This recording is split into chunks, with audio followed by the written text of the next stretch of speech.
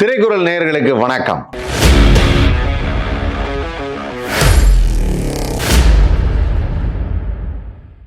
அதாவது ஒவ்வொரு வெள்ளிக்கிழமையும் படம் ரிலீஸ் ஆனோடனே மக்களுடைய கருத்து அப்படின்னு ஒன்று இருக்குது. இந்த மக்களுடைய கருத்து அப்படின்னு பார்க்கும்பொழுது ஒரு படத்தை பார்த்துட்டு உடனே ஒருத்தர் சொன்னார், சார் ரொம்ப நல்லா இருக்கு சார் அப்படின்னாரு. நானும் அந்த படத்தை பார்க்க போயிருந்தேன். அந்த படம் தான் DNA. ஸோ இந்த DNA படத்தில் யார் நடிச்சிருக்காங்கிறது உங்கள் எல்லாருக்கும் தெரிஞ்சிருக்கும். அதர்வா, நம்ம நடிகர் முரளி அவருடைய பையன். அதர்வா நிறைய படங்கள் இந்த மாதிரி டிடெக்டிவ் ஸ்டோரிஸு, கிரைம் த்ரில்லர்ஸ், இந்த மாதிரி ஏகப்பட்ட படம் பண்ணியிருக்காரு. இந்த படமும் ஒரு கிரைம் த்ரில்லர் தான். இந்த கிரைம் த்ரில்லர் படத்தை ப்ரொடியூஸ் பண்ணியிருக்கிறது அப்படின்னு பார்க்கும்போது ஜெயந்தி அம்பேத்குமார் அண்ட் எஸ் அம்பேத்குமார் அவங்க ரெண்டு பேர் தான் இந்த படத்தை ப்ரொடியூஸ் பண்ணியிருக்காங்க. அண்ட் இந்த படத்தை டைரக்ட் பண்ணியிருக்கிறது நெல்சன் வெங்கடேசன். ஸோ இந்த படம் ஒரு கிரைம் த்ரில்லர் அப்படின்னு சொன்னோடனே என்ன மாதிரி கதையாக இருக்கும் அப்படின்னு பார்த்தீங்கன்னா, ஒரு நார்மலாக தான் அந்த கதை ஆரம்பிக்குது. நார்மலானா ஒரு ஃபேமிலி, அந்த ஃபேமிலியில் சேத்தன் தான் அப்பாவாக இருக்கார். ஸோ அவருக்கு பசங்க ரெண்டு பேர், அதில் ஒரு பையன், அவர் தான் அதர்வா மூத்த பையன். ஆனால் அவர் பார்த்தீங்கன்னா ஒரு லவ் ஃபெயிலியர், ஒரு லவ் பண்ணுறாரு, லவ் ஃபெயிலியர் ஆகிடுது. லவ் ஃபெயிலியரில் குடிச்சிட்டு, வழக்கம் போல் குடிச்சிட்டு ரொம்ப அப்செட்டாக அப்படியே ரொம்ப ஃபீல் பண்ணி அந்த வீட்டுக்கு வர்ற காட்சியிலேருந்து தான் படம் ஆரம்பிக்குது. ஸோ அந்த சமயத்தில் இந்த பையனாலே எனக்கு எப்போவுமே தொந்தரவு அப்படிங்கும்போது சின்ன பையனுக்கு எப்படியாவது கல்யாணம் பண்ணி வச்சிடலாம் அப்படின்னு சொல்லிட்டு யோசிக்கிறாங்க. அந்த டைமில் தான் என்ன ஆகுதுன்னா, இந்த பெரிய பையன் ரொம்ப குடிச்சிட்டு அப்படியே பயங்கர தகராறு பண்ணும்போது அந்த கல்யாணம் ஒரு மாதிரி அப்புறமா பார்த்துக்கலாம் அப்படின்னு சொல்லிட்டு இப்போ பொண்ணு வீட்டிலேருந்து கிளம்பிடுறாங்க. அப்படி கிளம்புறப்ப சரி ஓகே அதர்வாவுக்கு ஃபஸ்ட்டு கல்யாணம் பண்ணிடலாம் அப்படின்னு எடுத்தோன்னே அதர்வாவுக்கு கல்யாணம் பண்ணுறதுக்கு ரெடியாகிடுறாங்க. ஸோ இவங்களே என்ன பண்ணுறாங்கன்னா, அவர் ஒரு இந்த என்ன சொல்கிறது, அந்த இது சொல்லுவாங்க இல்லையா, அந்த குடி போதையில் ரொம்ப இது பண்ணவங்கள சீர்திருத்துகிற ஒரு மையம் இருக்கும். அந்த சீர்திருத்துற மையத்துக்கு கூப்பிட்டு போய் அவருக்கு ட்ரீட்மெண்ட்லாம் கொடுத்து, அந்த ட்ரீட்மெண்ட்லாம் கொடுத்ததுக்கப்புறம் அவரை கூப்பிட்டு நீங்கள் பொண்ணு பார்த்து கல்யாணம் பண்ணி வைக்கலாம் அப்படின்னு சொல்லிட்டு யோசிப்பாங்க. அப்போ ஒரு பொண்ணை பார்ப்பாங்க. அந்த பொண்ணை பற்றின நியூஸ் என்னவா இருக்கும் அப்படின்னா, அந்த பொண்ணு கொஞ்சம் ஒரு மாறிங்க அப்படின்வாங்க, கொஞ்சம் மென்டலி அப்சஸ்டாக இருக்கும் அப்படின்னு சொல்கிறாங்க. யாராவது சுற்றி உள்ளவங்க சொல்கிறாங்க. ஆனால் அந்த பொண்ணை போய் பார்க்கும்போது அதர்வா அப்படியே அமைதியாக உட்காந்துருக்காரு. அந்த சமயத்தில் தான் அந்த பொண்ணை பார்த்தா அந்த பொண்ணு ரொம்ப எனர்ஜியான ஒரு என்ன சொல்கிறது, ஒரு ஆக்டிவான ஒரு பொண்ணாக இருக்குது. இப்போ அந்த ஹைப்பர் ஆக்டிவ் கிட் அப்படின்னு ஒன்று சொல்கிறாங்களா, அந்த மாதிரி ஒரு பொண்ணு அது, அவ்வளோதான். மற்றபடி வேறு எதுவும் இல்லை அப்படிங்கிறது தான் படம் பார்க்கும்போது நமக்கு தெரியுது.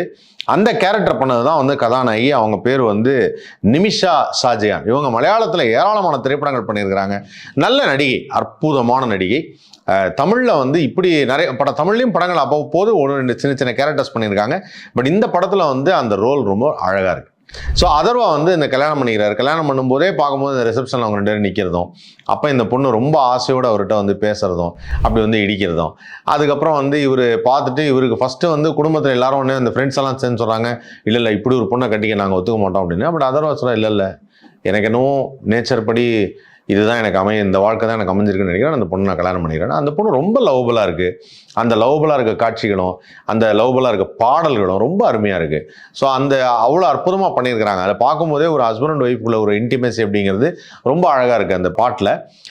அண்ட் அதே சமயத்தில் இந்த படத்தில் மியூசிக் அப்படின்னு பார்க்கும்போது ஜிப்ரான் பார்த்தீங்கன்னா மியூசிக்னா பேக்ரவுண்ட் ஸ்கோர் பண்ணியிருக்காரு. இந்த படத்தில் ஒரிஜினல் சாங்ஸ் அப்படின்னு பாடும்போது சத்யபிரகாஷ், ஸ்ரீகாந்த் ஹரிஹரன், அப்புறம் பிரவீன் சாய்வி, சாகி சிவா, அனல் ஆகாஷ். ஏன் இதை ஆக்சுவலாக எப்படி சொல்கிறதுனா, இந்த படத்தில் இப்படி ஒரு புது முயற்சி நடத்திருக்காங்க. ரொம்ப நாளைக்கு முன்னாடி இப்படி ஒரு படம் ஒன்று பண்ணாங்க. வசந்த் அவருடைய டைரக்ஷனில் ஷியாம் ஒரு படம் பண்ணார். அந்த படத்தில் ஏய் நீ ரொம்ப அழகாக இருக்க அப்படிங்கிற படத்தில் ஒரு 5 மியூசிக் டைரக்டர் வருவாங்க. 5 மியூசிக் டைரக்டரும் அவங்கவுங்க ஒரு விருப்ப பாடல் ஒன்று கொடுப்பாங்க. அப்புறம் ஒரு பேக்ரவுண்ட் மியூசிக் அந்த படத்தில் போயிட்டுருக்கும். ஆனால் இந்த படம் அதே மாதிரி ஜிப்ரான் பேக்ரவுண்ட் மியூசிக் பண்ணியிருக்காரு. அந்த 5 மியூசிக் டைரக்டர் யாருன்னா, சத்யபிரகாஷ் மியூசிக் பண்ணியிருக்காரு, ஸ்ரீகாந்த் ஹரிஹரன் பண்ணியிருக்காங்க, அதுக்கப்புறம் பிரவீன் சாய்வி, அதுக்கப்புறம் சாகி சிவா அண்ட் அனல் ஆகாஷ். 5 பேருமே அவங்கவுங்க ஓன் கம்போசிங் கொடுத்து பாடல்கள் கொடுத்துருக்காங்க. இந்த முயற்சிக்கு ஹேட்ஸ் ஆஃப். மறுபடியும் இத்தனை வருடங்கள் கழித்து இப்படி ஒரு விஷயம் பண்ணதுக்கு. ஸோ இந்த மியூசிக் பொறுத்த வரைக்கும் பாட்டு ஒவ்வொரு இடத்துலையுமே அது வரக்கூடிய இடத்துல நல்லா இருக்கு. அண்ட் ஒரு முக்கியமான ஒரு பாட்டில், ஒரு கிளப் சாங்கில் நடுவில் கொஞ்சம் பக்கத்தை காணோம் படத்தில் நீங்கள் பார்த்துருப்பீங்க, கதாநாயகி காயத்ரி அவங்க இந்த படத்தில் ஒரு கிளாம் டால், ஒரு டான்ஸ் ஒன்று பண்ணியிருக்கிறாங்க. அந்த ஒரு கிளப் டான்ஸ் அவங்க தான் பண்ணியிருக்கிறாங்க. இது ஃபஸ்ட்டு முறை அந்த மாதிரி பார்க்கும்போது ரொம்ப வித்தியாசமாக இருந்தது. அண்ட் இயக்குனர் சுப்பிரமணியம் சிவா ஒரு முக்கிய கதாபாத்திரத்தில் நடிச்சிருக்கார். அவர் வந்து நிறைய திரைப்படங்கள் பண்ணியிருக்கார். பட் இருந்தாலும் வந்து சுப்ரமணியம் சிவா இதில் ஒரு முக்கிய கதாபாத்திரத்தில் அவருடைய தோற்றமே இப்போ பார்க்குறப்போ வந்து அந்த ஒரு நீங்கள் தான் சார் வில்லன் அப்படிங்கிற மாதிரியே இருக்குது. அந்த மாதிரி வந்து ஒரு வித்தியாசமான தோட்டத்தில் ஃபுல்லாக தாடிலாம் வச்சு அந்த கண்ணாடி போட்டு ஒரு லுக்கில் இருக்காருன்னு வச்சுக்கோங்களேன். ஸோ அதனால் சுப்ரமணியம் சிவா வந்து ஒரு முக்கிய கதாபாத்திரம். அதுக்கப்புறம் இயக்குனர் பாலாஜி சக்திவேல் அவர் ஒரு போலீஸ் கதாபாத்திரத்தில் வர்றார். போலீஸ் கதாபாத்திரத்தில் ஒரு எஸ்ஐ வராரு. ரொம்ப நல்லா இருந்தது. ரொம்ப ஒரு யதார்த்தமான அந்த ஒரு எஸ்ஐ ரிட்டையர் ஆக போகிறாரு, 3 வாரம் தான் இருக்குது, இந்த கேஸ்லாம் ஏன் சார் இன்வால்வ் ஆகணுங்கிறது, அப்புறம் அதில் வந்து எவ்வளோ தெளிவாக கண்டுபிடிக்கணுங்கிறது, ஒரு போலீஸ் எங்கெங்கெல்லாம் போவார், எப்படியெல்லாம் வந்து ஒரு கேஸை இன்வெஸ்டிகேட் பண்ணார். ரொம்ப கேஷுவலான இன்வெஸ்டிகேஷன். அந்த கேஷுவலான இன்வெஸ்டிகேஷன் தான் வந்து எப்பவுமே நல்லாயிருக்கும் அப்படின்னு. ஏன்னா என்னை பொறுத்த வரைக்கும் அந்த கேஷுவலான இன்வெஸ்டிகேஷன் பிடிக்கும். ஏன்னா ஒரு போலீஸ் வந்து பார்க்கும்போதே அந்த ஒரு வாட்ட சாட்டமாக இருந்து, சார் இமீடியட்டாக நான் உங்களுக்கு கால் பண்ணுறேன் சார், ட்ரேஸ் அவுட் பண்ணுறேன் சார், இப்படிலாம் சொல்லாமல் சார் இந்த டீட்டெயில் கொஞ்சம் எடுத்தாங்களேன் அப்படிங்கிறதும், அதுக்கப்புறம் வந்து நேராக அந்த சார் ரவுடிங்கள்கிட்ட போய் பார்த்து பேசும்போதுப்பா எப்படிப்பா இருக்க, ரொம்ப நாள் ஆச்சு பார்த்து, என்ன சார் வந்த ஆளே ரொம்ப நாள் ஆச்சே அப்படின்னு சொல்கிறது ரொம்ப அந்த கேஷுவலாக இருந்தது. எனக்கு அந்த சீன்லாம் ரொம்ப ரொம்ப பிடிச்சிருந்தது. அந்த சீனில் நடித்த அத்தனை நடிகர்களுமே ரொம்ப நல்லா நடிச்சிருந்தாங்க. அண்ட் இதில் வந்து ரித்விகா அவங்க வந்து ஒரு டாக்டர் ரோல் பண்ணியிருக்காங்க. அவங்க எனக்கு வந்து இந்த கபாலி படத்தில் வந்து ரஜினி சாரை பார்த்து அவங்கள அப்பான்னு கூப்பிடலான்னு அது எப்பவுமே எனக்கு மனசில் அப்படியே இருந்துகிட்டே இருக்கும். அந்த மாதிரி அந்த கேரக்டர் ரித்விகா, அதுக்கப்புறம் வந்து கருணாகரன், போஸ் வெங்கட், இவங்க எல்லாரும் ஒரு அருமையான ரோல் பண்ணியிருக்காங்க. ரமேஷ் திலக் வந்து இதில் வந்து அதர்வாவோட ஃப்ரெண்டாக பண்ணியிருக்காரு. விஜய் சந்திரசேகர் அவங்க ரொம்ப அற்புதமாக நடிச்சிருக்கிறாங்க. அவங்கெல்லாம் சொல்லவே தேவையில்லை, ட்ரெயின்ட் ஆர்டிஸ்ட். சேத்தன் பியூட்டிஃபுல்லாக பண்ணியிருக்காரு. ஒரு அப்பா, அந்த அப்பாவுக்குள்ள கவலை, அந்த கவலையில் அவங்க பேசுறது அப்படின்னு. பட் கதை அப்படின்னு பார்க்கும்பொழுது இந்த படத்தில் வந்து பார்த்தீங்கன்னா மூட நம்பிக்கை, அதாவது என்னன்னா கதைப்படி வந்து இந்த குழந்தைகளை வந்து நரபலி கொடுக்கறது அப்படின்னு சொல்லிட்டு நிறைய இடத்துல பண்ணுறாங்க அப்படிங்கிறத ஒரு ரொம்ப சட்டிலாக அதை வந்து சொல்லியிருக்கிறாங்க. அந்த சட்டிலாக இல்லை, ரொம்ப ரொம்ப ரொம்ப ஹெவியாக அதை ஆரம்பிக்காமல் அப்படியே லைட்டாக அப்படி ஆரம்பிச்சிருக்காங்க. ஆமாம் சார் இந்த மாதிரி நிறைய மிஸ்ஸிங் கேஸ் இருக்குது, இதெல்லாம் நடக்குது சார், 78 hours தாண்டிட்டாலே எதையும் சொல்ல முடியாது அப்படிங்கிறப்ப சொல்லும்போதெல்லாம் பகீருங்குது. அதாவது என்னென்னா இப்படியெல்லாமா நடக்கும் குழந்தைங்களுக்கு அப்படின்னு. மூட நம்பிக்கைகளில் ரொம்ப ஒஸ்டான ஒரு நம்பிக்கை இந்த நரபலி அப்படிங்கிறது தான் என்னுடைய கருத்து. கடவுள் கும்பிட்றது, சாமி கும்பிட்றது அதெல்லாம் வேணான்னு சொல்லலாம். அது ஒருத்தரோட நம்பிக்கை. சில பேர் வந்து கடவுளை வணங்குறதுங்கிறது அவங்களோட நம்பிக்கை. கடவுள் இல்லைன்னு சொல்லிட்டு நாங்கள் வந்து வணங்குறது, நாங்கள் வந்து வணங்க மாட்டோம்னு சொல்கிறது ஒருத்தரோட நம்பிக்கை. சில பேர் வந்து பெற்ற தாய் தகப்பனே எங்களுக்கு கடவுள் தான் சொல்கிறது நம்பிக்கை. நான் வந்து இயற்கையே கடவுள் அப்படின்னு சொல்ல அது நம்பிக்கை. ஆனால் எந்த ஒரு கடவுளுமே எந்த ஒரு விஷயமே வந்து எதையுமே பலி கொடுத்து ஒரு உயிரை மாய்த்து நீங்கள் வந்து கொண்டாடணும் அப்படின்னு சொல்லலை. அது அவங்கவுங்க நம்பிக்கையில். அதனால் அப்போ நீங்கள் கேட்கலாம், சார் நம்ம வந்து இப்போ ஆடு வெட்டுறது இல்லையா, கோழி வெட்டுறது இல்லையா சாமி கும்பிடும்போது அப்படின்னு. அதான் சொல்கிறேன்ல, அதாவது என்னென்னா உயிரினங்களை கொல்வது அப்படிங்கிறது சரியா தவறா அப்படின்னு நம்ம யோசிக்கும் போது சில விஷயங்கள் வந்து பாரம்பரியமாக நம்ம சாப்பிட்டு வளர்ந்துட்டோம், கோழி வெட்டி சாப்பிட்டோம், ஆடு வெட்டி சாப்பிட்டோம், மூதாதையர்கள்லாம் அதெல்லாம் விரும்பினாங்க, அதனால் அதெல்லாம் வந்து நாங்கள் கிடா வெட்டி கும்பிடலான்னு இருக்கோம் அப்படின்னு சொல்கிறது எல்லாமே குலசாமி கும்பிடுவாங்க. அது வந்து உண்டு, இந்த செத்து போனவங்களுக்கு படையல் வைக்கிற மாதிரி. அது அதே சமயத்தில் வந்து இந்த நரபலி அப்படிங்கிறது ரொம்ப ரொம்ப சமீபத்தில் கூட அந்த படம் படைத்தலைவனில் கூட அந்த நரபலியை பற்றி ரொம்ப பிரம்மாண்டமாக காமிச்சிருந்தாங்க. எனக்கு இந்த படத்தில் அது ரொம்ப தாங்கவே முடியல. அது அந்த சீனை பார்க்கும்போது எனக்கு அப்படியே ஒரு மாதிரி ஆயிடுச்சு, பகீர்னு ஆயிடுச்சு. அந்த லெவலுக்கு வந்து இந்த கதையில் அதை உணர்த்துறதுக்கும் அது ரொம்ப தவறுன்னு சொல்கிறதுக்கும் ஒரு இடத்துல எனக்கு ரொம்ப பிடிச்ச ஒரு காட்சி என்ன அப்படின்னு கேட்டிங்கன்னா, யாருக்கு வேணாலும் தெரியாமல் போகலாம், இந்த குழந்தையோட அடையாளம் வந்து பெத்த அப்பா கூட தெரியாமல் போகலாம். ஆனால் அம்மாவுக்கு வந்து அடையாளம் வந்து இந்த இடத்துல ஒரு மச்சம் இருக்கும், இந்த இடத்துல மறு இருக்கும், இப்படிலாம் சொல்லணும்னு அவசியம் இல்லை. கையில் தூக்கணுன்னே தெரியும் அது நம்ம குழந்தையா இல்லையா அப்படிங்கிறது. அதுதான் தாய்மை அப்படிங்கிறது. அதை வந்து ரொம்ப அழகாக இந்த படத்தில் டைரக்ட் பண்ணியிருக்காங்க.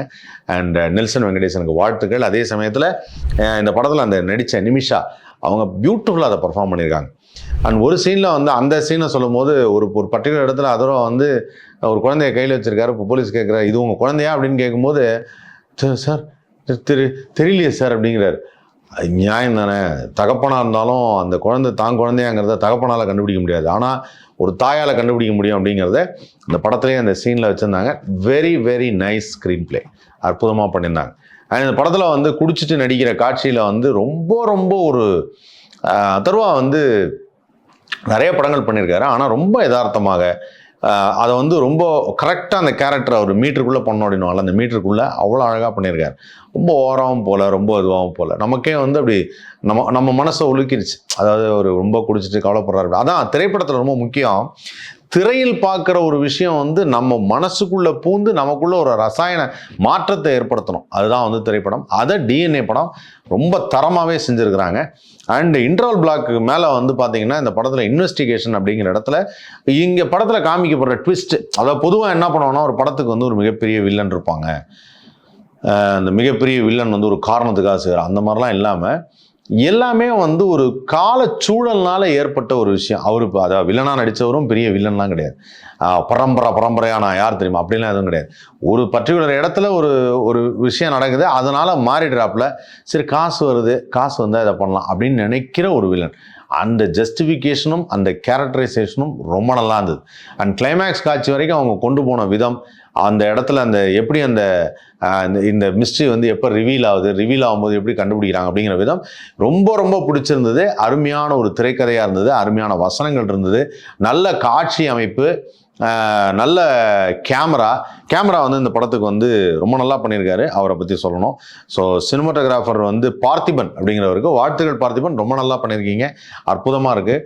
அண்ட் இந்த படத்துக்கு மியூசிக்கு, கேமரா, டைரக்ஷனு, நல்ல ஒரு அருமையான படத்தை தான் தயாரித்து இயக்கியிருக்கிறாங்க டிஎன்ஏ அப்படிங்கிற அந்த படம்.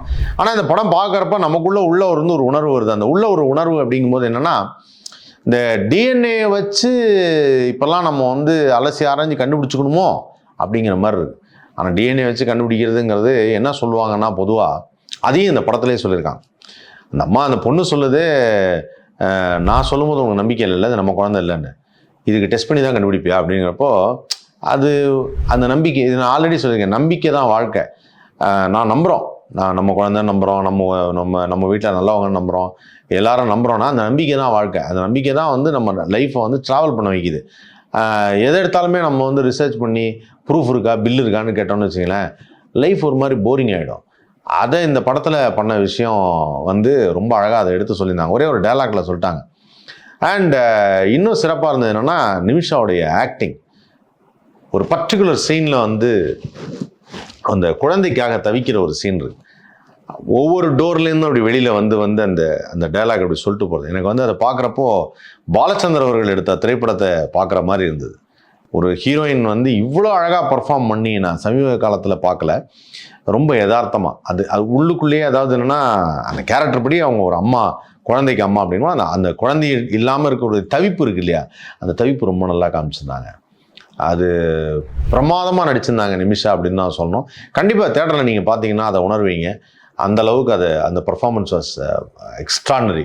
அண்ட் அதர்வா இந்த படத்தில் ரொம்ப சட்டிலாக, அதாவது ஒரு பெரிய கதாநாயகன், ஆக்ஷன் ஹீரோ அந்த மாதிரி இல்லாமல் கதையின் நாயகனாக இந்த படத்தில் வந்து அதர்வா ரொம்ப நல்லா நடிச்சிருக்காரு. ஒரு சில சீன் வந்து டைரக்ஷனில், இப்போ இதெல்லாம் இந்த படத்துடைய ப்ளஸ்ஸாக இருந்தாலும் ஒரு சில எனக்கு இந்த படம் வந்து பார்க்குறப்ப நல்ல படமாக தெரிஞ்சது. நல்ல படம், அற்புதமான படம். ஆனால் இந்த படத்தில் வந்து ஏதோ ஒன்று குறையுது அப்படின்னு யோசிக்கும் போது என்னென்னா, சில விஷயங்களை அவாய்ட் பண்ணியிருக்கலாமோ, சில விஷயங்களை வந்து மாற்றிருக்கலாமோ அப்படின்னு தோணுச்சு. அது என்னன்னா, சில சீனில் வந்து வாலண்டியராக ஒரு விஷயத்தை கண்டுபிடிக்கிறது, சினிமேட்டிக்காக கதை வந்து நல்லா போயிட்டு இருக்கும்போது கமர்ஷியல் திரைப்படமாக்குறதுக்குன்னு சினிமாட்டிக்காக செய்ய வேண்டிய விஷயங்கள் இருக்குது. அது செய்யும்போது நமக்கே வந்து இல்லை, அது வேணாம், கதையே நல்லா இருக்கேன் அப்படிங்கிற ஒரு ஃபீல் வந்துடுது. அந்த சினிமேட்டிக்காக செஞ்ச விஷயங்கள் அது வந்து ஒரு பர்டிகுலர் இடத்துல. அதுக்கப்புறம் இந்த படத்தில் ஒரு லேடி ஒருத்தவங்க நடிச்சிருக்காங்க, ஒரு வயசான லேடி. நான் ஆக்டிங் கடைசியாக அவங்க டைலாக் பேசும்போது அவ்வளோ ஒரு தெளிவு, ஒரு டைலாக் மிஸ் ஆகலை, அந்த ஒரு சின்ன ஒரு எக்ஸ்பிரஷன் மாறல, அவ்வளோ ஒரு தெளிவு. அண்ட் பாலாஜி சக்திவேல் வந்து அவர்கள் வந்து நிறைய, அவர் ஒரு மாபெரும் இயக்குனர். உங்களுக்கு தெரிஞ்சிருக்கும், காதலுங்கிற படம், சாமுராய் படம் அவர் தான் ஃபஸ்ட்டு படம், அதான் அவரோட ஃபஸ்ட்டு படம் காதல். அதுக்கப்புறம் வழக்கேன் 18 கீழ் அந்த படம் பார்த்துருப்பீங்க. அந்த மாதிரி வந்து கல்லூரி பார்த்துருப்பீங்க. இந்த படம்லாம் வந்து ஒரு மைல் ஸ்டோன், இந்த படத்தில் நடித்தவங்கலாம். ஸோ பாலாஜி சக்திவேல் சாருக்கு வந்து நடிக்கிறது அப்படிங்கிறது ஒரு என்ன சொல்கிறது, க்ரீம் இந்த கேக்கா, ஐயோ அவசரத்துக்கு இங்கிலீஷ் வர மாட்டேங்குது, ஐஸ் இந்த கேக் விடுங்க. நடிப்புங்கிறது அவருக்கு கை வந்த கலை. தமிழ் நல்லா வருது, கை வந்த கலை. அவ்வளோ அருமையாக நடிச்சிருக்காருங்க, அற்புதமாக நடிச்சிருக்காரு. அதனால் இந்த படத்துடைய கதை வந்து நான் அப்படி இப்படின்னு உங்கள்கிட்ட நிறையா சொல்ல விரும்பலை. சில பேர் சொல்கிறாங்க, சார் கதையை சொல்லிட்டா பார்க்கறதுக்கு இன்ட்ரெஸ்டிங்காக இருக்காதுன்னு. இந்த படம் நீங்கள் டெஃபினட்டாக போய் தேட்டரில் பார்க்கலாம். தேட்டரில் பார்க்கும்போது உங்களுக்கு ஒரு நல்ல ஒரு படம் பார்த்தோங்கிறதையும், நல்ல ஒரு மெசேஜும், ஒரு அருமையான எமோஷனும் உங்கள் மனசில் வந்து நீங்கள் தாங்கிட்டு வெளில வருவீங்க அப்படிங்கிறது நான் அஷ்யூர் பண்ணுறேன். அந்த அளவுக்கு ஒரு அருமையான படமாக இருக்குது டிஎன்ஏ. மிஸ் பண்ணாமல் பாருங்கள். தொடர்ந்து இன்னும் நிறைய திரைப்படங்கள் நான் பார்த்துட்டு அதை பற்றின விஷயங்கள்லாம் உங்கள்கிட்ட ஷேர் பண்ணுறேன். அது வரைக்கும் தொடர்ந்து பாருங்கள். திரைக்குறள் லைக் பண்ணுங்கள், ஷேர் பண்ணுங்கள், சப்ஸ்கிரைப் பண்ணுங்கள்.